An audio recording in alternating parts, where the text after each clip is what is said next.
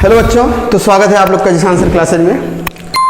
तो हम लोग किंगडम एनिमलिया में पोरीफेरा से 11 मीटर तक पढ़ चुके हैं। तो आज किंगडम एनिमलिया का लास्ट लेक्चर होगा जिसमें हेमिकार्डिडा और कार्डिडा में हम लोग कार्डिडा के बारे में हम लोग पढ़ेंगे। तो आप लोग मुख्य रूप से जितने भी आप लोग पार्ट पढ़े हुए हैं सब का एग्जाम्पल बहुत इंपॉर्टेंट है। बायो का एग्जाम्पल बहुत इंपॉर्टेंट ना, और उसके बाद जो इनके मेजर कैरेक्टर हैं, आपको मेजर कैरेक्टर दे के इसके एग्जाम्पल साथ मैच कराने को बोल सकता है ना, या फिर आपको मेजर कैरेक्टर दे के पूछ सकता है किस एनिमल का है। तो ऐसे क्वेश्चन आते हैं बराबर आते हैं एग्जाम में ना। हम आपको क्वेश्चन कराएंगे बाद में बायो के, ऐसा नहीं कराएंगे। रहा बात डीपीपी वगैरह का, तो अभी हम प्रोवाइड नहीं कर सकते, इतना हमारे पास फैसिलिटी है नहीं ना। तो अगर आप लोग का साथ रहा तो अगले साल डीपीपी प्रोवाइड करेंगे, डिजिटल बोर्ड भी होगा, सब कुछ होगा अगर आप लोग का साथ रहा तो आप लोग को करना क्या है अभी के लिए चैप्टर वाइज अंसाल ले लें ना, केमिस्ट्री का भी और बायो का भी, और कंप्लीट सिलेबस का अंसाल ले लें। और फिजिक्स जो जहां आप लोग पढ़ रहे होंगे तो वो अंसाल ले लें ना।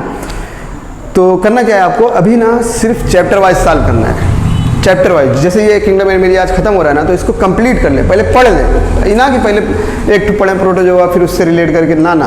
तो कंप्लीट सिलेबस, कंप्लीट चैप्टर पढ़ के उसके बाद आप क्वेश्चन सॉल्व करें, उससे मज़ा आएगा आपको, आपका स्ट्रेंथ पता चलेगा आपको कि हाँ, अगर मान लीजिए किंगडम एनिमलिया से अभी तक के अगर 100 क्वेश्चन बने हैं, अगर आप 90 करेंगे ना तो आपका कॉन्फिडेंस लेवल थोड़ा बढ़ेगा ना। 100 कर लेंगे तो आसमान पे चले जाएंगे ना कि भाई बढ़िया चल रहा है। और करेंगे आप लोग ना पक्का।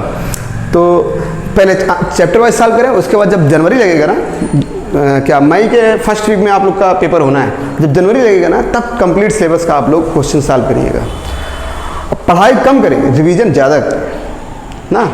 तो आप लोग मेहनत करिएगा। ये लास्ट लेक्चर होगा हेमिकार्डिडा ना।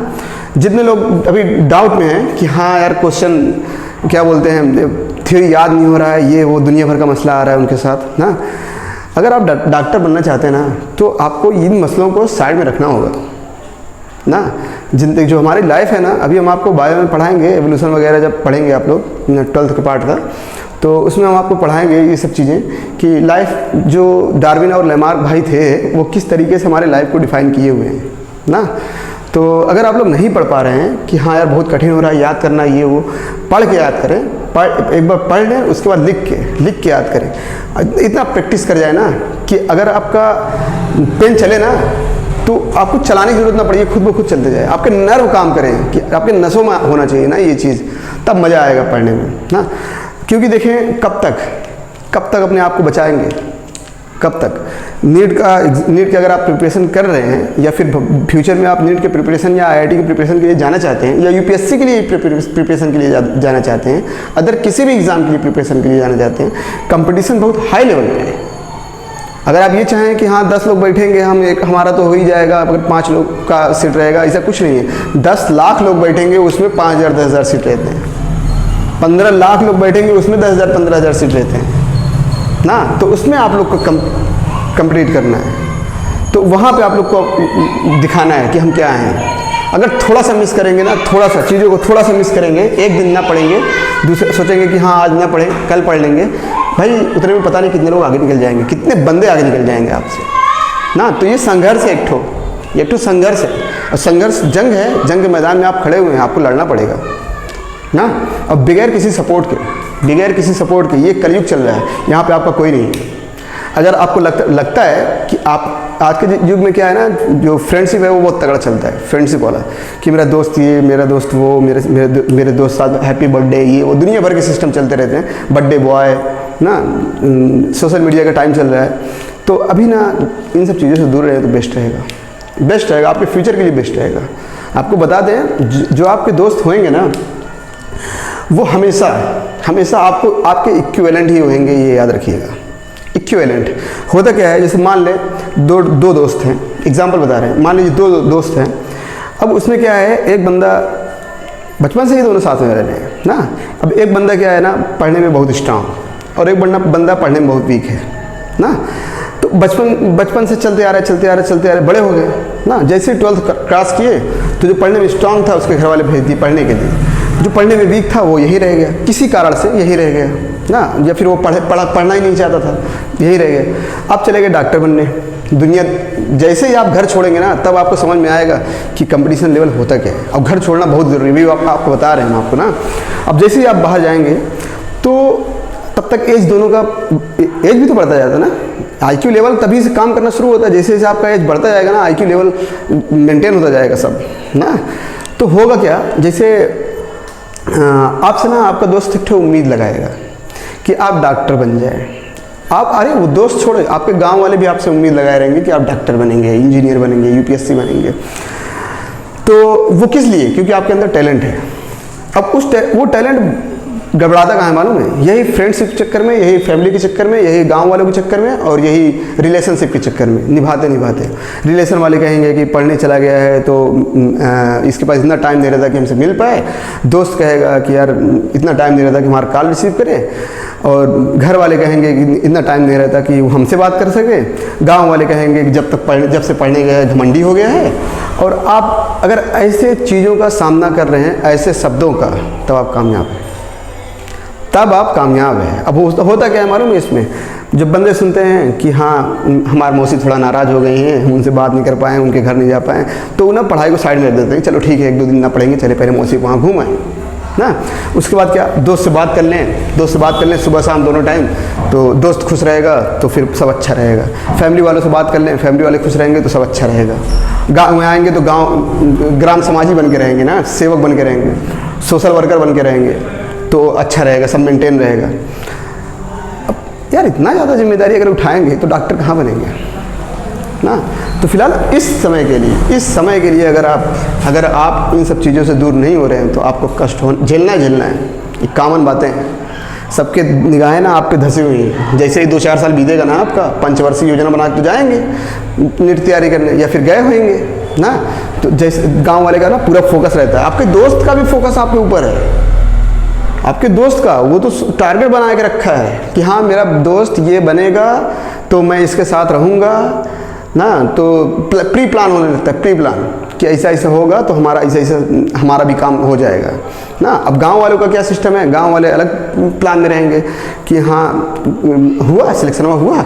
अगर आपका सिलेक्शन हो गया तो उनका बच्चा अगर वीक भी है पढ़ने में ना, तो उसको कहेंगे देख उसका सिलेक्शन हो गया, वो अच्छा लड़का था, पढ़ने में बेहतर था, तू क्या कर रहा है, तू भी जा पढ़।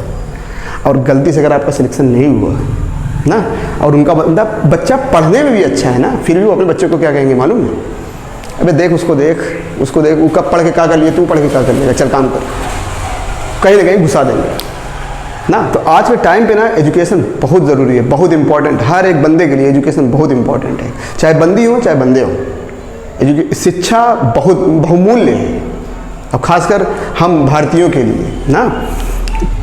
तो आप जैसे एग्जाम्पल देखिए, अगर जैसे ये एक ठो प्लांट है,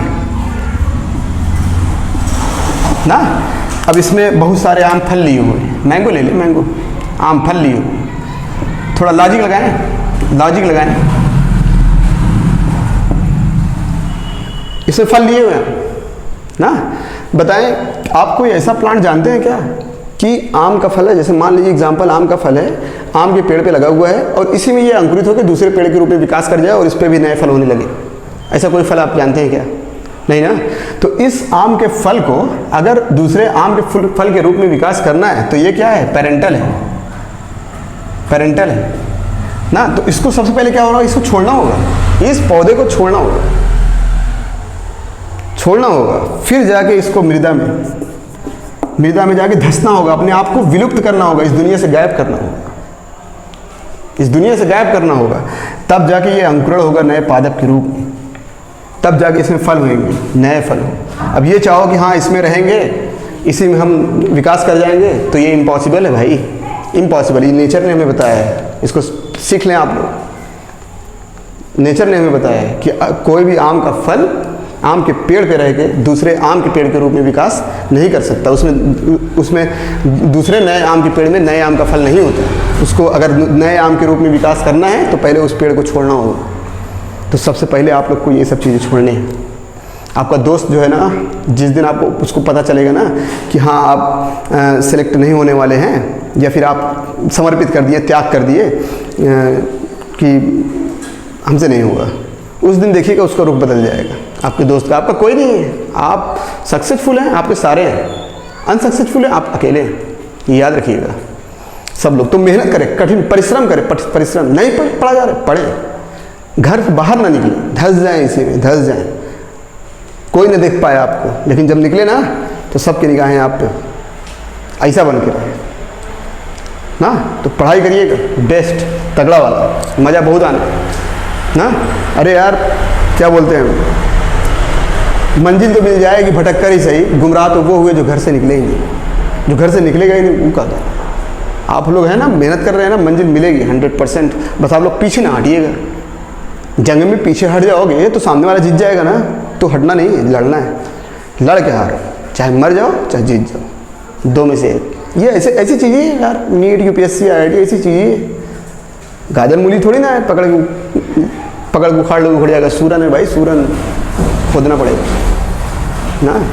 तो देखें, पढ़ाई करिएगा। अगला हेमिकार्डेटा। तो हेमिकार्डेटा के जो प्राणी होते हैं उनका बॉडी क्या होता है, सिलेंड्रिकल होता है। इनका बॉडी क्या होता है, सिलेंड्रिकल। तो इनके जो बॉडी होते हैं ना वो प्रोबोसिस, कॉलर और ट्रंक में डिवाइड होते हैं, 3 भागों में, प्रोबोसिस, कॉलर और ट्रंक। सर्कुलेटरी सिस्टम जो इसमें होता है कैसा होता है, ओपन टाइप का। Respiratory tracts plus gills. Respiration किसके द्वारा होता है, गिल्स के द्वारा होता है। और एक्सक्रीटरी ऑर्गन के रूप में क्या पाया जाता है, सिंगल ग्लोमेरुलस। ग्लोमेरुलस जो कहाँ स्थित होता है, प्रोबोसिस पर स्थित होता है, इसलिए इसको क्या बोलते हैं, प्रोबोसिस ग्लैंड। NCERT की लाइन है proboscis gland. Single glomerulus NCERT की लाइन नहीं है। सेक्स से ज़्यादा सेपरेट, नर और मादा इसमें क्या होते हैं, अलग अलग होते हैं। फर्टिलाइजेशन एक्सटर्नल होता है। हाँ, हेमिकार्डेटा जो होते हैं वो कनेक्टिंग लिंक होते हैं बिटवीन कार्डेटा और नॉन कार्डेटा। कार्डेटा और नॉन कार्डेटा के बीच की योजक कड़ी ना। इसे पहले ना कार्डेटा में ही रखा गया था हेमिकार्डेटा को, बाद में इसको अलग कर दिया गया क्योंकि इसमें ट्रू नोटोकार्ड एब्सेंट होता है। ट्रू नोटोकार्ड अभी हम आपको बताते हैं नोटोकार्ड के बारे में। इसमें ट्रू नोटोकार्ड, सत्य प्रकार का नोटोकार्ड पृष्ठरज्जु नहीं पाया जाता, इसीलिए इसको ना कार्डेटा से अलग कर दिया गया ना। अरे कार्डेटा में वर्टिब्रल कॉलम पढ़ेंगे हम लोग, यूरोकार्डेटा, सिफेलोकार्डेटा और वर्टिब्रेटा। तो उसमें ना नोटोकार्ड पाए जाते हैं। और नोटोकार्ड क्या बोलते हैं, सिफेलोकार्डेटा के, यूरोकार्डेटा के पूंछ में पाया जाता है, सिफेलोकार्डेटा पूरे शरीर में पाया जाता है, और वर्टिब्रेटा के भ्रूण अवस्था में क्या बोलते हैं, नोटोकार्ड ही होते हैं। बड़े होते हैं तो उपास्थिर या अस्थिर वर्टिब्रल कॉलम में कन्वर्ट हो जाते हैं। अभी हम लोग पढ़ेंगे इनके बारे में ना। उसके बाद देखें तो ये हेमिकार्डेटा जो होता है वो कनेक्टिंग लिंक होता है किसके, नॉन कार्डेटा और कार्डेटा के बीच की योजक कड़ी ना। उसके बाद क्या, वार्म लाइक होते हैं ये हेमिकार्डेटा के जो प्राणी होते हैं वो कैसे होते हैं, वार्म लाइक होते हैं। और मरीन एनिमल, समुद्र में पाए जाते हैं, समुद्री होते हैं ना।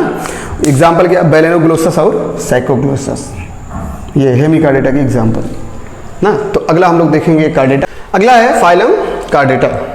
तो फाइलम कार्डेटा का जो लक्षण है वो नोटोकार्ड का पाया जाना, डार्सल हालो नर्व कार्ड का पाया जाना और पेयर्ड फेरेंजियल गिल स्लेट का पाया जाना ना।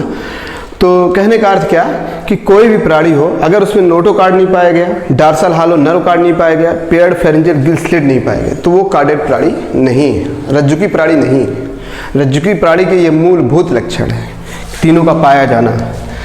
तो there are 3 basic character, notochord, dorsal hollow nerve cord, पृष्ठ खोखला तंत्रिका रज्जु। नोटोकार्ड को पृष्ठ रज्जु बोलते हैं। और उसके बाद क्या, पेयर्ड फेरेंजियल गिल स्लिट, युग्मित ग्रसनी क्रोम छेद। इन तीनों का पाया जाना कार्डेटा का मूलभूत लक्षण है, मूलभूत बेसिक कैरेक्टर ना। उसके बाद का हम लोग जानते हैं कि बायलैटरल सिमेट्री होते हैं, ट्रिप्लोब्लास्टिक होते हैं, सिरोमिक होते हैं, ये पढ़े हुए हैं हम लोग। उसके बाद ये भी पढ़े हुए हैं कि organ system level of organisation, जो इनका बॉडी संगठन होता है, शारीरिक संगठन, वो ऑर्गन सिस्टम लेवल का होता है।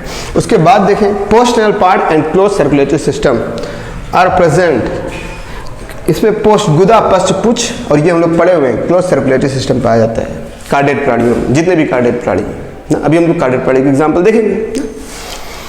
तो उसके बाद क्या, यहाँ पे थोड़ा सा कार्डेट और नॉन कार्डेट में डिफरेंट लिखे, इससे थोड़ा और क्लियर हो जाएंगे। तो जितने भी कार्डेट प्राणी होते हैं, जितने भी कार्डेट प्राणी, सब में पृष्ठ रज्जु क्या होंगे, उपस्थित होंगे। पृष्ठ रज्जु बारे में भी थोड़ा देर बता रहे हैं आपको ना। जितने भी कार्डेट प्राणी होते हैं सब में पृष्ठ रज्जु उपस्थित होते हैं, जबकि नॉन कार्डेट प्राणियों में पृष्ठ रज्जु अनुपस्थित होता है ना। उसके बाद दूसरा डिफरेंस क्या कि इसमें CNS इज डॉर्सल ना। जो CNS होता है, CNS बोले तो सेंट्रल नर्वस सिस्टम, केंद्रीय तंत्रिका तंत्र जो होता है वो डार्सल होता है, मतलब पृष्ठभाग पाया जाता है। हालो मतलब होता है खोखला, और सिंगल होता है मतलब एकल होता है ना। ये कार्डेट प्राणी के कैरेक्टर है कि जितने भी कार्डेट प्राणी होंगे उसमें जो CNS पाया जाएगा वो डार्सल होगा, हालो होगा और सिंगल होगा। जबकि जो नॉन कार्डेट प्राणी होंगे उसमें जो CNS होगा, सेंट्रल नर्वस सिस्टम, वो वेंट्रल अधर भाग पर होएगा, सॉलिड मतलब ठोस होएगा और डबल होएगा, दो होंगे ना, सॉलिड होंगे और वेंट्रल भाग पे स्थित होंगे ना। उसके बाद क्या, फेरिंग्स परफोर्टेड गिल स्लिट। जो कार्डेट प्राणी होते हैं उसमें जो ग्रसनी पाया जाता है वो छिद्रित होते हैं। ग्रसनी में क्या पाया जाता है, क्लोम छिद्र। ग्रसनी में क्लोम छिद्र पाया जाता है जो कैसे होते हैं, छिद्रित। परफोर्टेड मतलब होता है छिद्रित ना। जो नॉन कार्डेट प्राणी होते हैं उसमें गिल स्लिट क्या होते हैं, एब्सेंट। गिल स्लिट कार्डेट प्राणियों का कैरेक्टर है, गिल स्लिट का पाया जाना, फेरेंजियल गिल स्लिट का पाया जाना इनका कैरेक्टर है। नॉन कार्डेट प्राणियों में गिल स्लिट, क्लोम छिद्र नहीं पाया जाता ना। उसके बाद क्या, पोस्ट एनल पार्ट प्रेजेंट। जो कार्डेट प्राणी होंगे उसमें पोस्ट एनल पार्ट क्या होंगे, गुदा पश्च पुच्छ क्या होंगे, उपस्थित होंगे। जबकि जो नॉन कार्डेट प्राणी होंगे उसमें गुदा पश्च पुच्छ, पोस्ट एनल पार्ट क्या होंगे, एब्सेंट होंगे। उसके बाद क्या, हार्ट इज वेंट्रल। जितने भी कार्डेट प्राणी होते हैं सबके जो हार्ट, हृदय होते हैं वो अधर तल पर स्थित होते हैं, हृदय। जबकि जो नॉन कार्डेट प्राणी होते हैं उनका कहाँ, डार्सल। इफ प्रेजेंट, अगर उपस्थित हुए तो ना, अगर उपस्थित हुए तो वो कहाँ स्थित होंगे, डार्सल भाग पर, पृष्ठ भाग पर ना। तो ये डिफरेंस है कार्डेट और नॉन कार्डेट। तो आप कार्डेट और नॉन कार्डेट प्राणियों को इन कैरेक्टर को देख के या फिर उन तीनों कैरेक्टर को देख के पहचान सकते हैं कि ये कार्डेट है या फिर ये नॉन कार्डेट है। उसके बाद देखिए, जो फाइलम कार्डेट होते हैं उनको 3 सब फाइलम में डिवाइड किया गया है। फाइलम कार्डेट को कितने सब फाइलम में, 3 सब फाइलम में डिवाइड किया गया है। यूरोकार्डेटा, सिफेलोकार्डेटा और वर्टिब्रेटा। तो यूरोकार्डेटा को ना ट्यूनिकेटा भी बोलते हैं, यूरोकार्डेटा को ट्यूनिकेटा भी बोलते हैं। तो यूरोकार्डेट याद रखिएगा, यूरोकार्डेटा को ट्यूनिकेटा भी बोलते हैं ना। यूरोकार्डेटा और सिफेलोकार्डेटा को सम्मिलित रूप से प्रोटोकार्डेटा भी कहते हैं। सम्मिलित रूप से एक साथ दोनों को प्रोटोकार्डेटा भी कहते हैं। और ये जो प्राणी होते हैं ये सभी क्या होते हैं, लवणीय जल में पाए जाते हैं। लवणीय जल मतलब समुद्री, मरीन ना। तो दोनों के बारे में, जो यूरोकार्डेटा होते हैं, यूरोकार्डेटा में जो नोटोकार्ड पाया जाता है वो केवल लार्वा के पूंछ में पाया जाता है, सिर्फ और सिर्फ लार्वा के पूंछ में पाया जाता है। इसका एग्जाम्पल है सेल्पा, एसिडिया, सेल्पा और डोरियोरम। तो एसिडिया क्या, एसिडिया याद रखिएगा, एसिडिया ऐसा यूरोकार्डेटा है जिसमें लैंगिक तथा अलैंगिक दोनों प्रकार के जनन पाए जाते हैं। जबकि सेल्पा और डोरियोरम में जो जनन होता है वो केवल लैंगिक प्रकार का होता है। और डोरियोरम को सी पोटैटो भी कहते हैं ना, याद रखिएगा। तो जो यूरोकार्डेटा के प्राणी होते हैं, यूरोकार्डेटा बोलते हैं चाहे ट्यूनिकेटा बोलते हैं, यूरोकार्डेटा के जो प्राणी होते हैं उसमें जो नोटोकार्ड उपस्थित होता है, पृष्ठ रज्जु, वो केवल कहाँ उपस्थित होता है, लार्वा के पूंछ पर। कहाँ स्थित होता है, लार्वा के पूंछ पर ना। इसका एग्जाम्पल है एसिडिया, सेल्पा और डोरियोरम। उसके बाद क्या, इन सिफेलोकार्डेटा। जो सिफेलोकार्डेटा होते हैं उनमें जो नोटोकार्ड होता है वो संपूर्ण शरीर में फैला होता है, हेड टू टेल, संपूर्ण शरीर में फैला होता है, जो जीवन के अंत तक बना रहता है ना। तो सिफेलोकार्डेटा में जो नोटोकार्ड पाए जाते हैं उस पूरे संपूर्ण शरीर में पाए जाते हैं, हेड टू टेल, सर से लेके पैर तक, पुच्छ तक ना, जो जीवन के अंत तक बने रहते हैं ना। एग्जाम्पल का ब्रैंकियोस्टोमा, इसको एम्फिऑक्सिस भी बोलते हैं ना। तो ये फाइलम कार्डेटा को 3 वर्गों में डिवाइड, 3 सब फाइलम में डिवाइड किया गया, यूरोकार्डेटा, सिफेलोकार्डेटा और वर्टिब्रेटा। तो यूरोकार्डेटा और सिफेलोकार्डेटा को प्रोटोकार्डेटा भी कहते हैं। इनके जितने भी सदस्य होते हैं सब लवणीय वासस्थान पे पाए जाते हैं। जो यूरोकार्डेटा होता है उसमें जिसमें जो नोटोकार्ड पाया जाता है वो केवल लार्वा के पूंछ में पाया जाता है। इसका एग्जाम्पल है एसिडिया, सेल्पा और डोरियोरम। जबकि जो सिफेलोकार्डेटा होते हैं उनमें जो नोटोकार्ड पाया जाता है वो संपूर्ण शरीर में फैला रहता है, हेड टू टेल। इसका एग्जाम्पल है ब्रैंकियोस्टोमा ना। उसके बाद अगला क्या है, वर्टिब्रेटा, इसका मुख्य भाग, कार्डेटा का मेजर पार्ट, कार्डेटा का मेजर पार्ट है वर्टिब्रेटा। वर्टिब्रेटा को बोलते हैं कशेरुकी। क्या बोलते हैं, कशेरुकी। इनका कशेरुकी नाम क्यों पड़ा, कशेरुक दंड के उपस्थित होने के कारण, वर्टिब्रल कॉलम, वर्टिब्रल कॉलम के उपस्थित होने के कारण इनका नाम क्या पड़ा, वर्टिब्रेट, मतलब कशेरुकी प्राणी बोला जाता है, जिनमें कशेरुक दंड पाया गया है। तो अब हम लोग इसके बारे में थोड़ा सा पढ़ेंगे कि जो वर्टिब्रेट प्राणी जितने भी होते हैं, जितने भी वर्टिब्रेट प्राणी होते हैं, अब वर्टिब्रेट प्राणी में भी हम आपको बताते हैं कौन कौन आते हैं, हम लोग भी उसी में हैं। तो जितने भी वर्टिब्रेट प्राणी होते हैं, सब में जो नोटोकार्ड होता है, पृष्ठ रज्जु, वो केवल एम्ब्रियो अवस्था में होता है। ये एनसीईआरटी की लाइन है, याद रखिएगा। वर्टिब्रेट जितने भी प्राणी होते हैं, सब में जो नोटोकार्ड होता है वो केवल एम्ब्रियो अवस्था में होता है, भ्रूणीय स्टेज में। वयस्क अवस्था में जैसे ही एडल्ट स्टेज में आते हैं, तो जो ये नोटोकार्ड होता है वो अस्थिर या उपास्थिर, मतलब बोनी या कार्टिलेजिनस वर्टिब्रल कॉलम में कन्वर्ट हो जाता है, मतलब परिवर्तित हो जाता है ना। वर्टिब्रल कॉलम बोले तो कशेरुक दंड। तो क्या, जो जितने भी कशेरुकी प्राणी होते हैं, सब में जो नोटोकार्ड होता है वो भ्रूणीय अवस्था में पाया जाता है। वयस्क अवस्था में ये नोटोकार्ड अस्थिर या उपास्थिर कशेरुक दंड में परिवर्तित हो जाता है ना। उसके बाद क्या, कि जितने भी वर्टिब्रेट प्राणी होते हैं, सब कार्डेटा प्राणी होते हैं। ये एनसीईआरटी की लाइन ना, जितने भी वर्टिब्रेट प्राणी होते हैं, सब कार्डेटा प्राणी होते हैं, परंतु सभी कार्डेटा प्राणी वर्टिब्रेट नहीं होते। जैसे सिफेलोकार्डेटा और यूरोकार्डेटा, ये दोनों क्या वर्टिब्रेट नहीं है, परंतु सभी वर्टिब्रेट किसके अंतर्गत आते हैं, कार्डेटा के अंतर्गत। ये पॉइंट एनसीईआरटी की लाइन है ना। और उसके बाद क्या, कार्डेट प्राणियों में मुख्य लक्षण के अतिरिक्त जितने भी वर्टिब्रेट प्राणी होते हैं, सब में 2 से 3 या 4 हार्ट चैम्बर पाया जाता है। हार्ट चैम्बर बोले तो हृदय प्रकोष्ठ, आप लोग पढ़े होंगे अलिंदा और नीले ना, वेंट्रिकुलर और ऑरिकुलर, अभी हम लोग पढ़ेंगे बहुत डिटेल में इनके बारे में ना। तो सभी कार्डेटा प्राणियों में मुख्य लक्षण के अतिरिक्त वर्टिब्रेट में 2 से 3 या 4 हार्ट चैम्बर पाए जाते हैं ना। इनमें जो वर्टिब्रेट प्राणियों में जो किडनी होता है वो एक्सक्रीशन का कार्य करता है और ऑस्मो रेगुलेशन का कार्य करता है ना। और इसमें क्या, फिन पाए जाएंगे, लिम्ब पाए जाएंगे वर्टिब्रेट प्राणियों में, इनके मुख्य विशेषताएं हैं। उसके बाद वर्टिब्रेट प्राणी जो होते हैं उनको 2 भागों में बांटा गया है। कितने भागों में, 2 भाग, इनको डिवाइड किया गया 2 भागों में।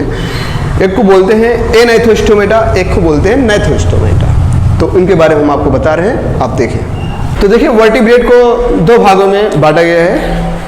2 भागों में कौन कौन से, एनाइथोस्टोमेटा और नाइथोस्टोमेटा। तो नाइथा का मतलब होता है जबड़ा, जा ना। तो उसके नाम से पहले किस शब्द का उपयोग हुआ है, ए। तो इसका मतलब क्या हुआ, ऐसे कशेरुकी प्राणी जिसमें जबड़े अनुपस्थित हो या जबड़ों का अभाव हो, उन्हें क्या कहते हैं, एनाइथोस्टोमेटा। और जिसमें जबड़े उपस्थित हो ना, उसे क्या कहेंगे, नाइथोस्टोमेटा। तो एनाइथोस्टोमेटा में एक क्लास आता है, उसको क्या बोलते हैं, साइक्लोस्टोमेटा। जबकि जो नाइथोस्टोमेटा होता है उसको 2 भागों में बांटा गया, पीसेज और टेट्रापोडा। तो पीसेज, सबसे पहले फिन, मछलियों में ना। तो इसमें 2 क्लास है मछलियों के 2 क्लास होते हैं, एक कॉन्टिक थीज और एक ऑस्टिक थीज। जैसे एक एग्जाम्पल हम आपको बताते हैं, जैसे मान ले मानना है आप लोग को ना, सिर्फ मानना है, बाकी आप समझने जाएंगे तो कहेंगे मछली बना रहा है, ऐसे रहता है मछली ना। तो ये मान लीजिए मछली है। तो अब यहाँ तक क्या, इसका माउथ पार्ट ना, आप लोग देखते होंगे यहाँ पे, इसके इस स्थान पे आप लोग को पख दिखाई देते होंगे, फिन, उन्हीं को, एक तो यहाँ पे रहते होंगे, एक तो यहाँ पे रहते हैं ना। तो सबसे पहले पख किस में पाया गया, मछलियों में। अभी तक जितने भी हम लोग प्राणी पढ़े हुए हैं, जितने भी नाम में फिश शब्द का उपयोग हुआ है, एक भी मछली नहीं है। मछली सिर्फ कौन कौन होंगे, या तो फिर कॉन्टिक थीज के अंतर्गत जो आएंगे, या फिर ऑस्टिक थीज के अंतर्गत जो आएंगे, वही मछलियाँ होंगे, अन्यथा कोई मछली नहीं है। परंतु जैसे अगर आपसे क्वेश्चन में कह दिया ऑरेलिया क्या बोलते हैं, जेलीफिश। अब क्वेश्चन पूछा कि भाई कौन मछली नहीं है, अब आप देखिए उसमें जेलीफिश, अरे यार इसके नाम के आगे तो फिश लगा हुआ है, तो ये मछली होगा। तो वहाँ पे उस जगह की हम लोग बात कर रहे हैं ना, कि वहाँ पे आप गलत कर जाएंगे, क्योंकि जेलीफिश, स्टारफिश, ये सब मछलियाँ नहीं ना, याद रखिएगा। उसके बाद क्या, टेट्रापोडा। तो टेट्रापोडा, टेट्रस क्या अर्थ है, 4। टेट्रस का अर्थ क्या होता है, 4। पोडा मतलब होता है उपांग ना, हाथ पैर। बियर लिम्ब पाया गया टेट्रापोडा में। इसको 4 क्लास में डिवाइड किया गया, एम्फीबिया, रेप्टाइल्स, एप्स और मैमल्स। एम्फीबिया बोले तो उभयचर, रेप्टाइल्स बोले तो सरीसृप, एप्स बोले तो पक्षी, मैमल्स बोले तो स्तनधारी। तो इनके बारे में एक एक करके पढ़ना है। तो सभी वर्टिब्रेट, ये सारे कितने, अब जितने भी जंतुओं के बारे में पढ़ेंगे सब में कशेरुकदंड क्या होगा, पाया जाएगा। इनके पहले के जितने हम लोग प्राणी पढ़े हैं, मतलब हेमिकार्डेट थे, किसी में वर्टिब्रल कॉलम नहीं पाया गया था, इसीलिए उनको नॉन कार्डेट बोला जाता था। क्या बोला जाता था? नॉन कार्डेट ना। तो चलिए देखिए, सबसे पहले का साइक्लोस्टोमेटा। सबसे पहले हम लोग किसके बारे में पढ़ेंगे? साइक्लोस्टोमेटा के बारे में। तो साइक्लोस्टोमेटा के जितने भी प्राणी होते हैं सब इक्टोपैरासाइट होते हैं। इक्टोपैरासाइट होते हैं किस पे? कुछ मछलियों ना। सभी साइक्लोस्टोमेटा के जो प्राणी होते हैं वो इक्टोपैरासाइट होते हैं, कुछ मछलियों पर बाह्य परजीवी के रूप में पाए जाते हैं ना। दे आर इलांगेटेड, ये लंबे होते हैं। जो इनकी शरीर होती है वो कैसी होती है? लंबी होती है, जिसमें 6 से 15 क्लोम छिद्र श्वसन के लिए पाया जाता है। ये याद रखिएगा, 6 से 15 क्लोम छिद्र किसके लिए पाया जाता है? श्वसन के लिए ना। तो इनका शरीर जो होता है वो लंबा होता है, जिसमें 6 से 15 क्लोम छिद्र श्वसन के लिए पाए जाते हैं। उसके बाद क्या? साइक्लोस्टोमेटा के प्राणी बगैर जबड़े के चूसक होते हैं। जो इनका मुंह होता है वो कैसा होता है? सर्कुलर, गोलाकार ना। दे हैव अनपेयर्ड फिन, इसमें युग्मित पख और स्केल का अभाव होता है। स्केल मतलब होता है सल्क। जैसे मछलियाँ ऊपर देखते होंगे आप लोग, ऐसे सल्क बना रहता है ना, तो क्या बोलते हैं, इसमें सल्क नहीं पाया जाता ना। युग्मित पंख और क्या बोलते हैं, सल्क का अभाव होता है साइक्लोस्टोमेटा के प्राणियों में। अगला क्या? जो इनका क्रेनियम होता है, क्रेनियम बोले तो कपाल ना, और वर्टिब्रल कॉलम होता है जो कशेरुकदंड, वो कैसे होते हैं? कार्टिलेजिनस, अस्थिल नहीं होते। जितने भी साइक्लोस्टोमेटा के प्राणी होते हैं, साइक्लोस्टोमेटा के प्राणी, उनमें जो वर्टिब्रल कॉलम और क्रेनियम होता है, कपाल, वो अस्थिल नहीं होते। वो कैसे होते हैं? उपास्थिल, कार्टिलेजिनस। याद रखिएगा, ये सब एनसीईआरटी की लाइन है, मोस्ट इंपॉर्टेंट ना। उसके बाद क्या? अगला केस है साइक्लोस्टोमेटा इज मेरीन। जितने साइक्लोस्टोमेटा के प्राणी होते हैं सब मेरीन होते हैं, समुद्री होते हैं ना। But migrate for reproduction to fresh water, मतलब ये जनन के लिए कहाँ जाते हैं? अलवड़ी जल में ना। तो समझ लें, जितने भी साइक्लोस्टोमेटा के प्राणी होते हैं वो समुद्री प्राणी होते हैं, परंतु ये जनन के लिए अलवड़ीय जल में प्रवास करते हैं ना। अलवड़ी मतलब स्वच्छ जल, फ्रेश वाटर में जाते हैं। और जनन के कुछ समय पश्चात, कुछ दिनों बाद ना, इनकी मृत्यु हो जाती है। मतलब जो पेरेंट होते हैं उनकी मृत्यु हो जाती है, परंतु जो इनके लार्वा होते हैं वो मेटामार्फोसिस के बाद पुनः ओशियन मतलब समुद्र में वापस लौट आते हैं। तो देखें, cyclostomata are marine, migrate for reproduction to fresh water ना। समुद्री होते हैं, परंतु जनन के लिए कहाँ प्रवास करते हैं? स्वच्छ जल में। After reproduction a few days they are die, reproduction के कुछ दिनों बाद ये क्या होते हैं? मर जाते हैं। देयर लार्वा आफ्टर मेटामार्फोसिस, जो इनके लार्वा होते हैं वो लार्वा कायांतरण के बाद रिटर्न टू द ओशियन, पुनः कहाँ प्रवास कर जाते हैं? समुद्री जल ना। तो याद रखें, ये साइक्लोस्टोमेटा के जितने भी प्राणी होते हैं कुछ मछलियों पर इक्टोपैरासाइट के रूप में पाए जाते हैं। इनका शरीर लंबा होता है, जिसमें 6 से 15 क्लोम छिद्र श्वसन के लिए पाया जाता है। Cyclostomata have a sucking mouth, इनका जो बिना जबड़े के चूसक होते हैं और इनका जो मुंह होता है वो सर्कुलर होता है, माउथ ना। उसके बाद क्या?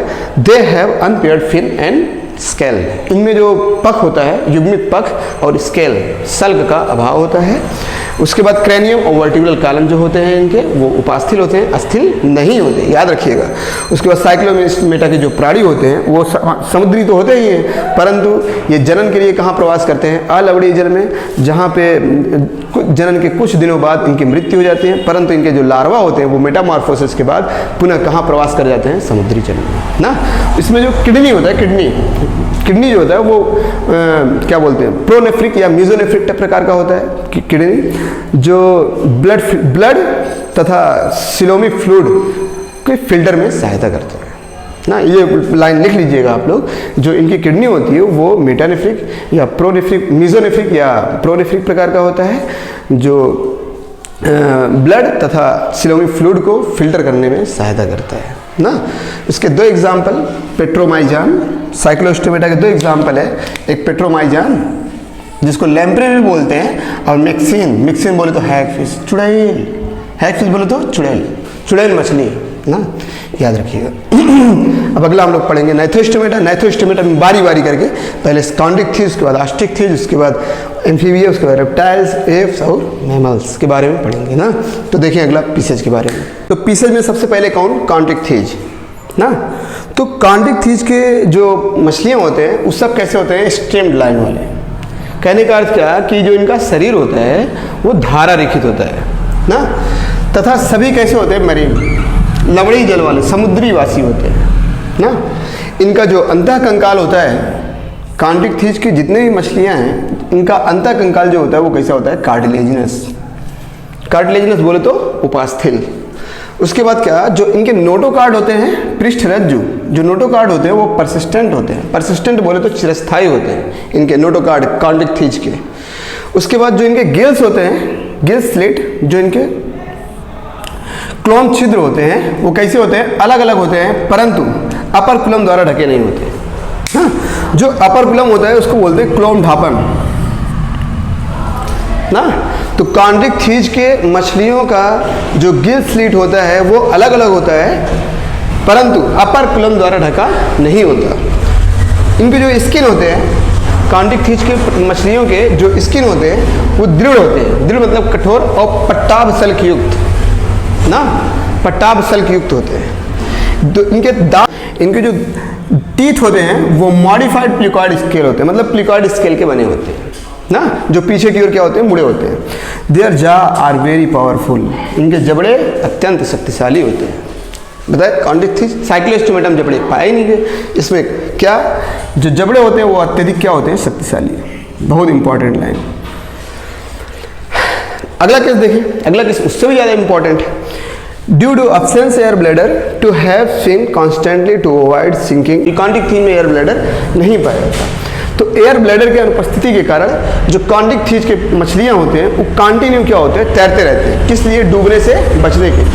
अब डूबने से बचने के लिए आपके दिमाग में आएगा कि यार मछली तो पानी में रहता ही है, वो डूबेगा कैसे ना। बस उसी लिए हम बता रहे हैं कि अगर हमें तैरना नहीं आएगा तो क्या हम पानी में स्थिर रह सकते हैं, नहीं ना। ऐसे जैसे ही पानी में जाएंगे तो कहाँ, नीचे चले जाएंगे। तो ऐसे मछलियाँ भी, जो कॉन्टिक थीज की मछलियाँ हैं वो अगर नहीं तैरेंगे ना तो कहाँ चले जाएंगे, नीचे चले जाएंगे, डूब जाएंगे। इसीलिए डूबने से बचने के लिए वो लगातार क्या होते हैं, तैरते रहते हैं।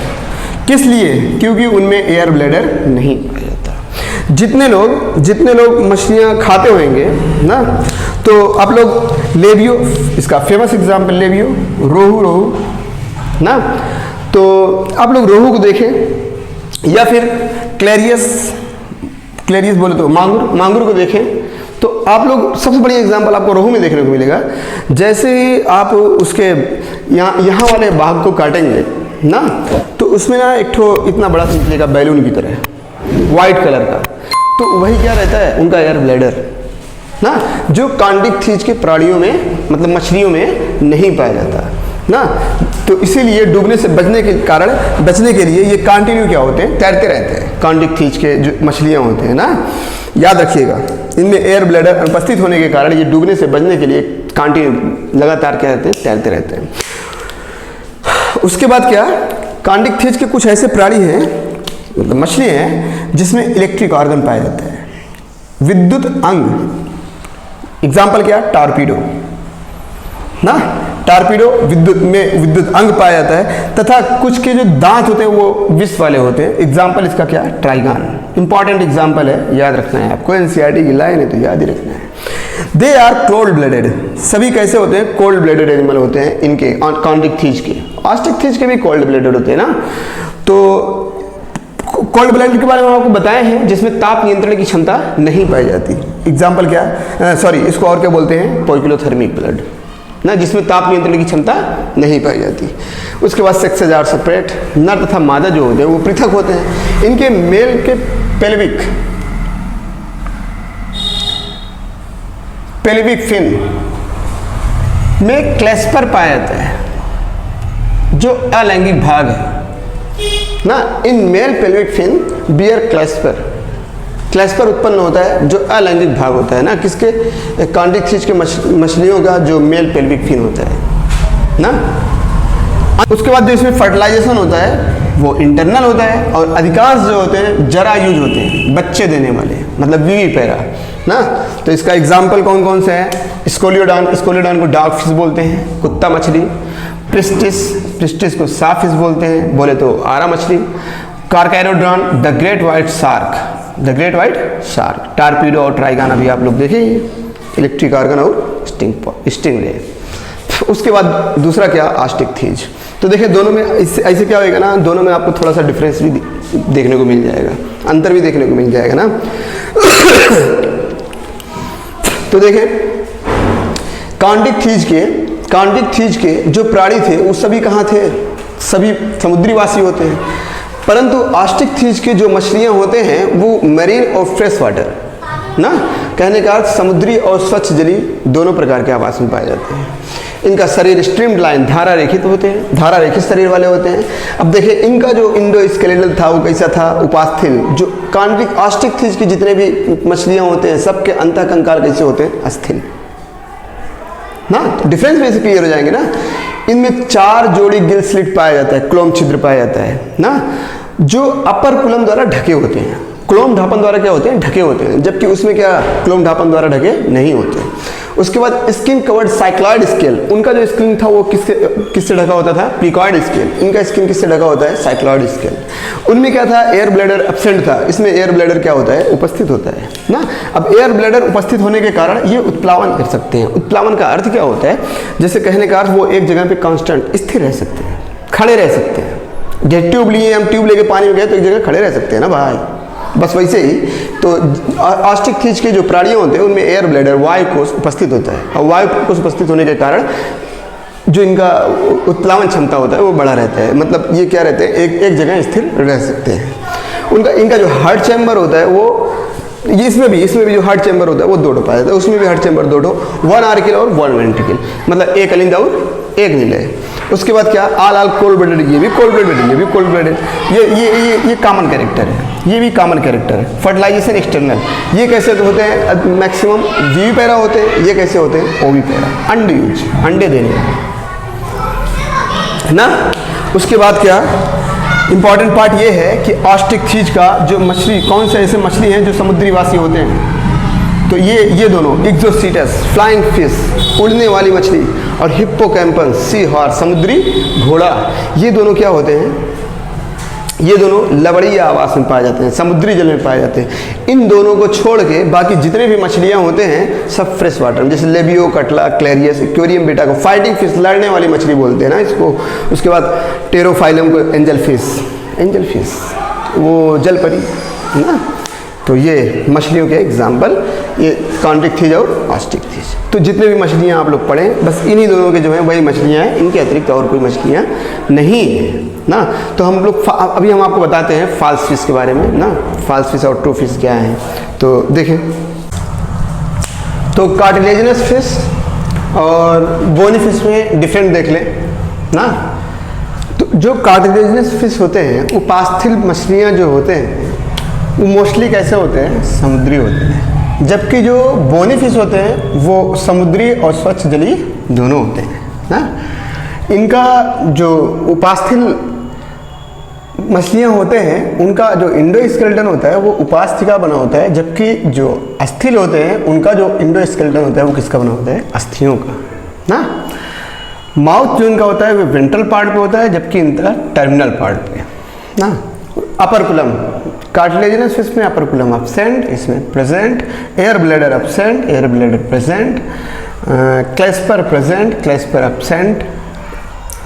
पेल्विक रीजन पर ना, पेल्विक फिन पर। गिल स्लिट 5 से 7 पेयर होता है, इसमें 4 पेयर होता है ना। और यूरियोटोलिक होते हैं, ये अमोनोटोलिक होते हैं। और इसमें जो स्केल होता है वो प्लीकॉइड होता है ना, और इसमें जो स्केल होता है वो साइक्लॉइड या टिनॉइड स्केल होता है ना। तो ये क्या? कांडिक थीज और ये आस्टिक थीज ना, ये डिफरेंट है कांडिक थीज और आस्टिक थीज। कांडिक थीज के जो मोस्टली मेरीन होता था, इंडो स्केलेटल जो था वो कार्टिलेजिनस होता था, माउथ वेंट्रल पे स्थित होता, अपर कुलम एब्सेंट रहता था, एयर ब्लैडर एब्सेंट रहता, क्लेस्पर उपस्थित रहता, गिल स्लिट 5 से 7 पेयर ना। और यूरियोटेलिक होते हैं, स्केल जो होते हैं वो कैसे होते हैं? प्लीकॉइड। और ये बोनी फिश मतलब आस्टिक थीज, तो आस्टिक थीज ना। अब जो हम लोग बात करेंगे फाल्स फिश की। फाल्स फिश मतलब इनको छोड़ के, कॉन्ड्रिक्थिज और ऑस्ट्रिक्थिज को छोड़ के जितने भी हम लोग पढ़े हुए हैं सब क्या थे? फाल्स मछलियाँ थे ना। जैसे देखें जेली फिश हम लोग पढ़े थे ऑरेलिया ना, कहाँ? नाइडेरिया में। नाइडेरिया बोले तो सिलेंट्रेटा। उसके बाद क्या? कटल फिश सिपिया, सिपिया को बोलते हैं। मोलस्का में डेविल फिश ऑक्टोपस मोलस्का में है। स्टार फिश एस्टेरियस इकायरोडर्मेटा में है। हैग फिश मैक्सिम साइक्लोस्टोमेटा भी पढ़े हैं। डॉल्फिन डेल्फिनस अभी मैमल्स में हम लोग पढ़ेंगे। वेल बेलेलोप्टेरा मैमल्स में ये भी पढ़ेंगे ना। आप लोग डॉल्फिन और वेल नाम सुने होंगे। डॉल्फिन और वेल को हम लोग मछलियाँ बोल देते हैं, परंतु ये मछलियाँ ना है, ये क्या है? मैमल्स ना। और क्रेफिश आर्थ्रोपोडा, सिल्वर फिश लिप्सिमा, कहाँ? आर्थ्रोपोडा, रोजर फिश और शेल फिश। तो ये सब जो है ना ये फाल्स मछलियाँ हैं। तो एक ही जगह से हम आपको बता दिए हैं, आपको याद करने बेस्ट है, क्योंकि फाल्स फिश क्वेश्चन आए हुए हैं ना, ट्रू फिश भी क्वेश्चन आए हुए हैं। कौन से सत्य प्रकार की मछलियाँ नहीं हैं इस टाइप से भी, और कौन सत्य प्रकार की मछलियाँ हैं इस टाइप से भी। तो ये आप लोग मछलियाँ जो सत्य मछलियाँ हैं वो सिर्फ कहाँ है? कॉन्ड्रिक्थिज और ऑस्ट्रिक्थिज में। इसके अलावा जितने भी मछलियाँ आप लोग पढ़े हैं सब कैसे मछलियाँ हैं? फाल्स फिश ना। इसके बाद अगला एम्फीबिया देखें। एम्फीबिया, तो एम्फीबिया ग्रीक वर्ड है जिसमें एम्फी का अर्थ होता है डुअल। डुअल मतलब होता है दो, और बिया मतलब बायो से रिलेट करता है, इसका अर्थ होता है लाइफ ना। तो ऐसे प्राणी जो दो वास स्थानों पर अपना जीवन चक्र पूरा कर सके ना, उन्हें क्या कहते हैं?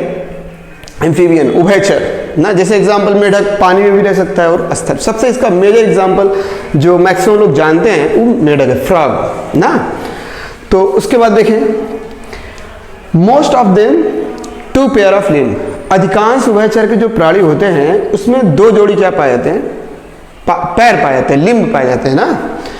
इनका जो बॉडी होता है, इनका बॉडी जो होता है वो डिवाइड होता है किसमें? हेड और ट्रंक में। हेड और ट्रंक में, याद रखिएगा। Tail may be present in some. कुछ ऐसे उभयचर हैं, कुछ ऐसे उभयचर होते हैं जिसमें पूंछ उपस्थित होते हैं, जिसमें पूंछ उपस्थित होते हैं। एग्जाम्पल क्या है? सैलमेंडर, इंपॉर्टेंट है, याद रखिएगा ना। सैलमेंडर एक ऐसा उभयचर है जिसमें पूंछ पाया जाता है। The amphibian skin is moist. इनका जो उभयचर का जो त्वचा होता है वो मॉइस्ट होते हैं, परंतु विदाउट स्केल। विदाउट स्केल मतलब क्या है? सल्क रहित होते हैं ना। तो अगला है, इनका जो आई होता है हैव आई लिड। जो इनके नेत्र होते हैं वो कैसे होते हैं? पलक वाले होते हैं, पलक पाए जाते हैं ना। बात क्या? ए टिम्पैनम रिप्रेजेंट द ईयर। इनमें जो वाह्य कर्ण होता है, वाह्य कर्ण के स्थान पर कर्णपटल पाया जाता है। टिम्पैनम को कर्णपटल बोलते हैं। वाह्य कर्ण एक्सटर्नल ईयर के स्थान पे कर्णपटल पाया जाता है ना। इनका जो एलिमेंट्री कैनाल होता है, जो यूरिनरी होता है, यूरिनरी पोर और reproductive tract open into a common chamber are called cloaca ना। कहने का अर्थ क्या कि इनका जो आहार नाल होता है ना, जो मूत्र पथ होता है और जो जनन पत्र होता है वो एक ही चैम्बर में खुलता है जिसे क्लोएका कहते हैं, और ये बाहर की तरफ खुलता है, क्लोएका। याद रखिएगा, ये भी इंपॉर्टेंट केस है ना। उसके बाद क्या है? जितने भी एम्फीबियन प्राणी होते हैं सब में 3 हार्ट चैम्बर पाया जाता है। कई ठो? 3 हृदय प्रकोष्ठ। कई हृदय प्रकोष्ठ? 3 ठो। 2 आर्गिल और 1 वेंट्रिकल। अभी हम लोग जब क्या बोलते हैं ह्यूमन सर्कुलेटरी सिस्टम पढ़ेंगे तो ये सब चीज़ें आएंगे वहाँ पे ना। तो हम आपको बताएंगे कौन ब्लड, ऑक्सीजनेटेड ब्लड और डीऑक्सीजनेटेड ब्लड को कौन ले जाने का कार्य करता है, कौन ले आने का कार्य करता है ना। तो वहाँ पे आप हम लोग डिटेल में पढ़ेंगे इनके बारे में। उसके बाद क्या? These are cold blooded. जितने भी एम्फीबियन होते हैं सब कहते होते हैं कोल्ड ब्लडेड। कोल्ड ब्लडेड बोल दो, पोइकिलोथर्मिक ना। Sex are separate, fertilization external होता है, सभी क्या होते हैं? ओविपेरा होते हैं। तो ये एम्फीबिया। एग्जाम्पल इसका टोड, ब्यूफो बोलते हैं, frog Rana, tree frog हाइला, limbless amphibia. ऐसा उभयचर जिसमें लिम्ब मतलब पैर नहीं पाए जाते। कौन? इक्थियोफिश। इंपॉर्टेंट, इक्थियोफिश ना। इक्थियोफिश ऐसा उभयचर है जिसमें लिम्ब नहीं पाया जाता, और सैलमेंडर ऐसा उभयचर है जिसमें पूंछ पाया जाता है ना। उसके बाद आए अगला देखें, रेप्टाइल्स। तो रेप्टाइल्स हिंदी में बोलते हैं सेरिसरप। रेप्टाइल्स नाम प्राणियों के रेंगने के द्वारा गति के कारण पड़ा। रेंगने के द्वारा, अब आपके दिमाग में ये आएगा कि यार रेंगने के द्वारा गति के कारण पड़ा, इसका मतलब केचुआ भी हो सकता है, अर्थवाम, नेरीज भी हो सकता है ना, जितने भी रेंगने वाले आप देखेंगे सब ना। आप लोग थोड़ा बुद्धि लगाइएगा, हम लोग पढ़ क्या रहे हैं, वर्टिब्रेट ना। तो ऐसे कशेरुकी प्राणी जो रेंगने के द्वारा गति करें वो किस में आएंगे, सेरिसरप में, रेप्टाइल्स में। याद रखिएगा, क्योंकि रेंगने वाले आपको बहुत से प्राणी मिलेंगे, आप जिसको देखेंगे सबको क्या बोलते हैं, सेरिसरप नहीं कह सकते ना, याद रखिएगा। दे आर मोस्टली टेरेस्ट्रियल, अधिकांशतः कैसे होते हैं, स्थल पर पाए जाते हैं। अधिकांशतः कैसे होते हैं, स्थल पर पाए जाते हैं। इनका जो शरीर होता है वो शुष्क सल्क युक्त होता है, मतलब शुष्क सल्क युक्त से ढका होता है, तथा जो इनका वाह त्वचा होता है, एपिडर्मल स्केल, वो किससे निर्मित होता है, केराटिन से। किससे निर्मित होता है, केराटिन से। और इनके ऊपर जो सल्क पाया जाता है वो कैसा होता है, ड्राई होता है, शुष्क सल्क युक्त होते हैं ना। जितने भी रेप्टाइल्स के प्राणी होते हैं सल्क पाया जाता है, परंतु कैसा होता है, शुष्क होता है, याद रखिएगा। इनमें भी वाह्य कर्ण नहीं पाया जाता, वाह्य कर्ण के स्थान पर क्या पाया जाता है, टिम्पैनम ही पाया जाता है, रिप्रेजेंट ईयर ना, वाह्य कर्ण अनुपस्थित होता है। लिम्ब वेन प्रेजेंट, यदि लिम्ब उपस्थित हुआ तो कई जोड़ी होंगे, 2 जोड़ी। अगर लिम्ब पाए गए तो कई जोड़ी, 2 जोड़ी। लिम्ब पाए गए इसका अर्थ क्या, कि जो स्नैक है उसमें लिम्ब नहीं पाए जाते, सांप स्नैक में लिम्ब नहीं पाए जाते ना। इसके बाद क्या, जो इनका हार्ट होता है वो 3 चैम्बर्ड वाला होता है, परंतु बहुत इंपॉर्टेंट केस है, एग्जाम में आया वो क्वेश्चन भी है, परंतु देखें सभी रेप्टाइल्स के हार्ट जो होते हैं वो 3 प्रकोष्ठ वाले होते हैं, 2 अलिंद और 1 निलय, 2 आर्किल और 1 वेंट्रिकल। परंतु इसका एक ऐसा एनिमल है क्रोकोडाइल, जिसमें कितने हार्ट चैम्बर पाए जाते हैं, 4 हार्ट चैम्बर इन क्रोकोडाइल ना। तो जितने भी रेप्टाइल्स के एनिमल हैं सब में जो हार्ट प्रकोष्ठ होते, हार्ट चैम्बर होते हैं वो कई ठो, 3 ठो, परंतु जो क्रोकोडाइल है उसमें कितने हार्ट चैम्बर होते हैं, 4। याद रखिएगा, इंपॉर्टेंट है ना। उसके बाद क्या, snake and lizard shed their scale skin cast ना। तो स्नैक मतलब सांप, सर्प और छिपकली अपने त्वचा को त्वचीय केचुल के रूप में छोड़ते हैं। आप लोग देखे होंगे कि स्किन कास्ट, इसका क्या बोलते हैं, सांप का भी देखे होंगे, और छिपकली देखते होंगे आप, वो अपना पूंछ छोड़ के चला जाता है ना, तो वो क्या रहता है, उनका स्किन कास्ट रहता है ना। तो ये अपने त्वचा को क्या बोलते हैं, त्वचीय केचुल, अपने सल्क को त्वचीय केचुल के रूप में छोड़ते हैं ना। सेक्स से जार सेपरेट, नर तथा मादा अलग अलग होते हैं फर्टिलाइजेशन के। और ये क्या बोलते हैं, रेप्टाइल्स भी क्या होते हैं, पोइक्लोथर्मिक, कोल्ड ब्लडेड होते हैं ना। उसके बाद क्या, अच्छा हाँ, एक केस और एम्फीबिया में, एम्फीबिया के जो प्राणी होते हैं ना, वो क्या बोलते हैं, उनमें जो श्वसन होता है, रिस्पायरेशन, वो लंग्स से भी होता है, गिल से भी होता है और स्किन से भी होता है। लंग्स कब होता है, जब वो टेरेस्ट्रियल स्थल पे हैं तब वो श्वसन किसके द्वारा करते हैं, लंग्स के द्वारा। जब वो पानी में रहते हैं तब वो किसके द्वारा श्वसन करते हैं, गिल्स के द्वारा। और जब वो मिट्टी में रहते हैं तब वो श्वसन किसके द्वारा करते हैं, त्वचा के द्वारा। याद रखिएगा ना, एनसीईआरटी की लाइन है। अब उसके बाद क्या एग्जाम्पल इसका, टर्टल है, टर्टल किलोन ना। उसके बाद टार्टोइस है, ट्री लिजार्ड ना, पौधे पे जो पाए, garden lizard, crocodile, alligator, wall lizard. उसके बाद पॉइजनस स्नैक, कोबरा, क्रैत और वाइपर ना। तो याद रखिएगा, एग्जाम्पल है, एग्जाम्पल इंपॉर्टेंट है ना। अगला देखें, एप्स और मैमल्स बचे हुए, तो देखें, तो अगला देखें एप्स बोले तो पक्षी। तो पक्षियों का जो मुख्य लक्षण है वो इनमें पंख का पाया जाना तथा उनके उड़ने की क्षमता। परंतु कुछ ऐसे पक्षी भी होते हैं जिनमें उड़ने की क्षमता नहीं होती, जैसे एग्जाम्पल है ऑस्ट्रिच।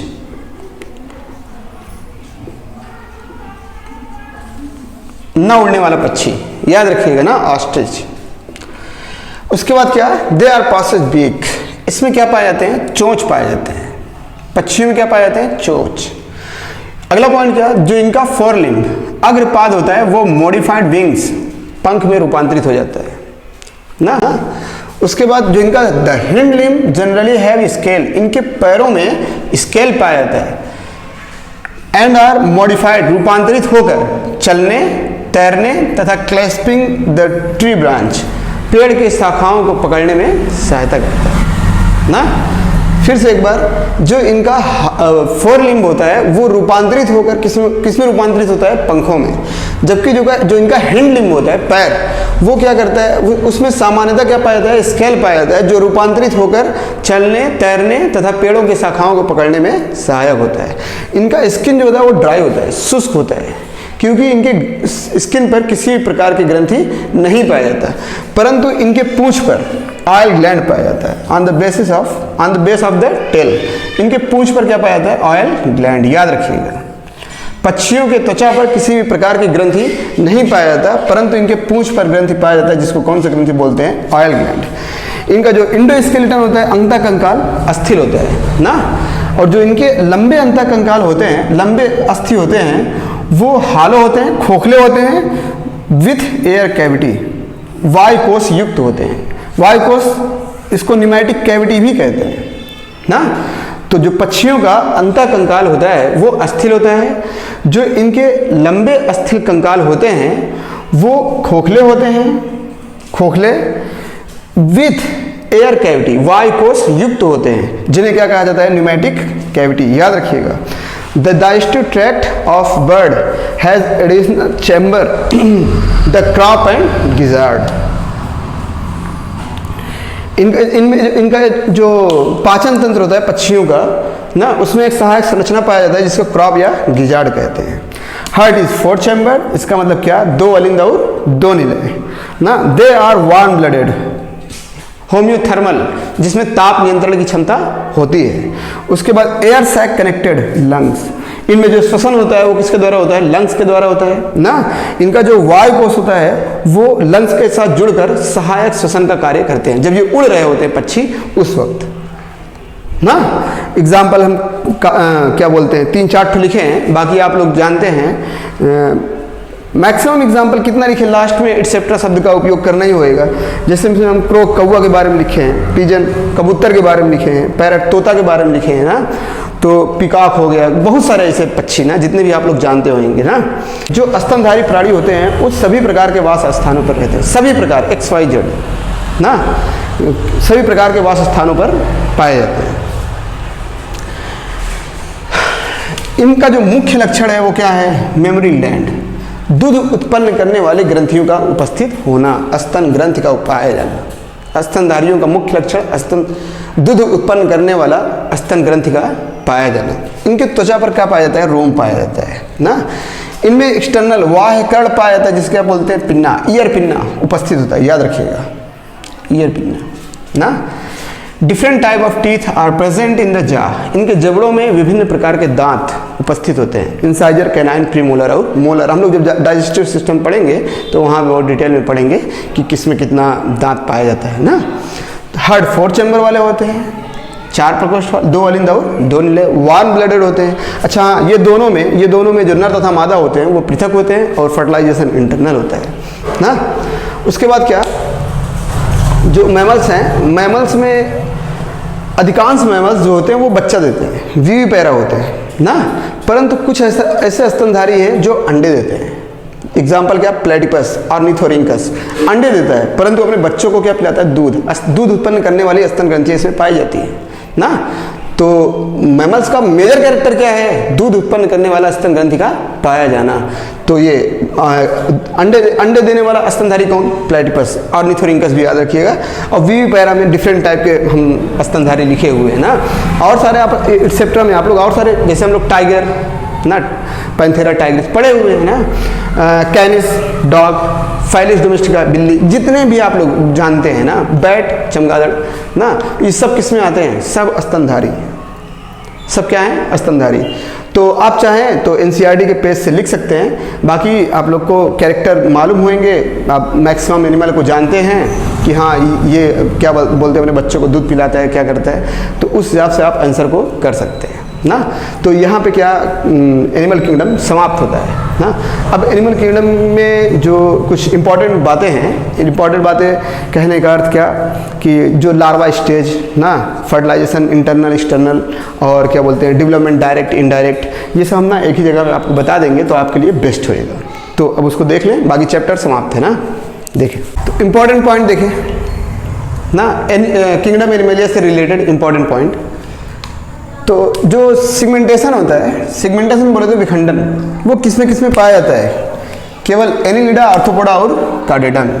इनके अतिरिक्त किसी में विखंडन नहीं पाया जाता ना। और एनिलिडा कैसा है? एनिलिडा में मेटामेरिक सिगमेंटेशन, जैसा बाह्य विखंडन होता है वैसा ही आंतरिक विखंडन भी पाया जाता है, जबकि आर्थ्रोपोडा और कार्डेटा में सिर्फ विखंडन होता है, बाह्य विखंडन होता है ना। उसके बाद क्या? Digestive system. सबसे पहले डाइजेस्टिव सिस्टम कंप्लीट किस में पाया गया? एस्केलमेंथीज में ना। डाइजेस्टिव सिस्टम कंप्लीट सबसे पहले किस में पाया गया था? एस्केलमेंथीज में। उसके बाद circulatory system first found in, सबसे पहले परिसंचरण तंत्र किस में पाया गया? एनिलिडा में। सबसे पहले रिस्पायरेटरी सिस्टम किस में अपीयर हुए थे? आर्थ्रोपोडा में ना। तो ये इंपॉर्टेंट केस है, डायरेक्ट आप लोग क्वेश्चन यहीं से कर सकते हैं ना कि विखंडन इन तीनों को छोड़ के बाकी किसी में विखंडन नहीं होता। एस्केलमेंथीज से पहले के जितने भी फाइलम हैं किसी में डाइजेस्टिव सिस्टम कंप्लीट नहीं थे। एनिलिडा से पहले जितने भी क्या बोलते हैं फाइलम थे, किसी में सर्कुलेटरी सिस्टम प्रेजेंट नहीं थे। आर्थ्रोपोडा से पहले जितने भी फाइलम थे सब किसी में भी रिस्पायरेटरी सिस्टम अपीयर नहीं थे ना। उसके बाद क्या? Larva stage. तो लार्वा स्टेज में पोरीफेरा में ल्यूकोसेरेनिया में कैसा लार्वा पाया जाता है? पैरेन्काइमुलर लार्वा। और साइकान में किसका? एम्फीब्लास्टुलर लार्वा। तो इनके लार्वा स्टेज इंपॉर्टेंट ना। सिलेंड्रेटा में प्लिनुला लार्वा, ओबेरियम पाया जाता है, और फायरा लार्वा और एरियम पाया जाता है ना। टीनोफोरा में सिडपिड लार्वा, प्लेडियलमेंथीज में ऑन्कोजेनिक या सिस्टिस सर्कस लार्वा, टीनियासोलियम में ना।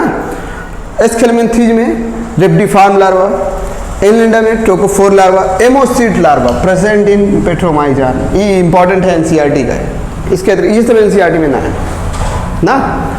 उसके बाद डेवलपमेंट, जो अभी हम आपको बताए थे, डेवलपमेंट के आधार पर हम आपको बताएंगे कि विकास कैसा होता है, इनडायरेक्ट होता है कि डायरेक्ट होता है ना। तो डायरेक्ट कब होएगा विकास? डेवलपमेंट डायरेक्ट कब होएगा? जब लार्वा एब्सेंट होंगे। जिसमें लार्वा एब्सेंट होंगे उसमें डेवलपमेंट डायरेक्ट होएगा, और जिसमें लार्वा प्रेजेंट होंगे उसमें डेवलपमेंट इनडायरेक्ट होगा ना। और यहाँ पे क्या लिखे? डायरेक्ट या इनडायरेक्ट, प्रेजेंट या एब्सेंट लार्वा ना। तो देखें सबसे पहले नॉन कार्डेट, ये कौन है? Porifera, coelenterata, ctenophora, platyhelminthes, aschelminthes, annelida, arthropoda, mollusca, इकार्डेटा, हेमिकार्डेटा, ये सब नॉन कार्डेट के अंतर्गत आते हैं।